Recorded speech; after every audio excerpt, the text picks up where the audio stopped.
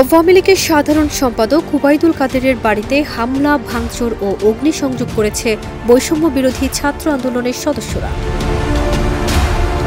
৬ ফেব্রুয়ারি দুপুর ১টার দিকে নোয়াখালীর কোম্পানিগঞ্জের বসুরহাট পৌরসভার গ্রামের বাড়িতে এই ঘটনা ঘটে। এ সময় ওবায়দুল কাদেরের ছোট ভাই আব্দুল কাদের মির্জার একটি দোতলা ঘর, টিনশেড ঘর ও টিনের রান্নাঘরে ব্যাপক ভাঙচুর করা হয়।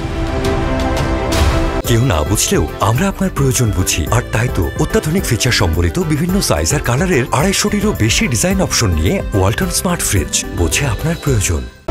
জানা যায়, আজ সকালে বৈষম্য বিরোধী ছাত্র আন্দোলনের নোয়াখালী জেলার নিজস্ব ফেসবুক পেজ থেকে এই হামলার ঘোষণা দেওয়া হয়। এতে লেখা হয়, নোয়াখালীর বিপ্লবীরা বুলডোজার নিয়ে প্রস্তুত থাকুন, মার্চ টু কাওয়া কাদেরের বাড়ি, আজ বেলা ১১টা। আন্দোলনকারীরা কেউ বাড়ির ছাদে, কেউ বাড়ির ভেতরে, আবার কেউ বাড়ির সামনে অবস্থান করছেন। তারা নারায়ে তাকবীর, কাওয়া কাওয়া সহ বিভিন্ন স্লোগান দিচ্ছেন। এ সময় তারা বাড়ির বিভিন্ন আসবাবপত্র, ছাদের রেলিংয়ে ও সামনে থাকা পোড়া একটা গাড়িতে আগুন দেন।